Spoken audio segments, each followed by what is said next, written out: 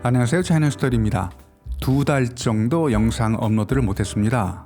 건강에 조금 문제가 있어서 추스르는데 시간이 조금 걸렸습니다. 구독자 여러분들 너그럽게 이해해 주시기 바랍니다. 11월부터는 영상 업로드 지연되지 않게 노력하겠습니다. 언론 보도를 통해 요즘 중국 경제가 심각하다는 뉴스를 많이 들으셨을 겁니다. 언론 보도만큼은 아니지만 지금 생활하고 있는 중국에서 피부로 느끼는 중국의 실물 경제도 크게 다르지는 않습니다. 11월 11일은 중국에서 유명한 빼빼로데이 광군제인데요. 중국 내수 상황이 워낙 부진하다 보니까 이 알리바바, 징동, 핀더더 등 전자 상거래 업체들은 11월 11일 하루만 세일 행사를 진행하던 방식에서 보름간 세일 행사를 하고 있습니다. 그만큼 중국 내수가 위축돼 있다는 건데 작년 광고제 매출액은 1조 위안 대략 180조 원 정도 나왔었습니다. 올해는 보름간 세일 행사를 하면서 어느 정도 매출이 나올지 궁금하네요. 또 2022년도 작년에 선진했던 우리나라 화장품 매출이 판매 플랫폼에 따라 현재까지는 매출이 급감한 것으로 보이는 것도 눈에 띕니다.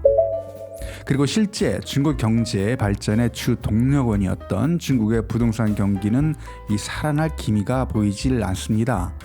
부동산이 살아나지 않으면 중국의 경제 발전도 지체되는데요. 오랫동안 알고 지냈던 주변 중국인들의 사례를 보면 2016년 이전에 주택을 구입했던 사람들은 어느 정도 투자 수익을 보았다고 하는 반면에 2018년 이후 구입한 사람들은 구매 당시 가격보다 현재 주택 가격이 내려갔고 또 매매도 어렵다고 하소연합니다.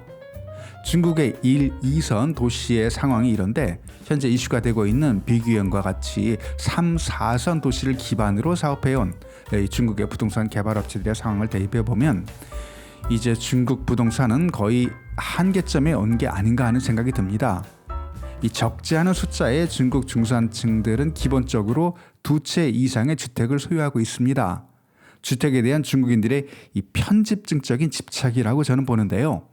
중국 정부가 부동산 대출 이자를 낮게 유지하려 노력하고 있지만 특히 지난 몇 년간 시대해온 제로 코로나 정책으로 정부에 대한 신뢰가 많이 줄어든 상황에서 대놓고 말하고 있지는 않지만 어떻게 보면 개혁 개방 이후 처음으로 시장 원리보다 예측 불가능한 정부 통제가 경제 정책에 우선시된다는 걸 피부로 확실하게 느낀 중국인들이라 중국 정부의 웬만한 부동산 부양 정책으로는 이전과 같은 흐름으로 돌리기는 어려워 보입니다.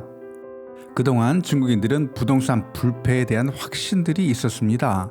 보면 1990년대 말부터 2019년까지 일시적인 침체는 있었지만 국가주석 말 한마디에 과열 현상이 발생할 정도로 화랑이었던 시장이었는데요. 이 제로 코로나 정책의 트라우마, 여기에 만만디한 성격에서 나오는 이 보수적인 경제관을 고려하면 상당 기간 정체될 것으로 예상합니다. 그리고 최근 중국 내 보도를 보면 중국이 상대적으로 경쟁력이 있다고 주장하는 AI 기술을 이용한 무기 개발 등 할 얘기가 많은데 하나하나 영상을 만들어 포스팅하겠습니다. 꾸준하게 영상을 업로드했어야 했는데 그러지 못했던 점 다시 한번 구독자 여러분들께 사과드립니다. 환절기 건강 조심하시고요. 다음 영상에서 뵙겠습니다. 감사합니다.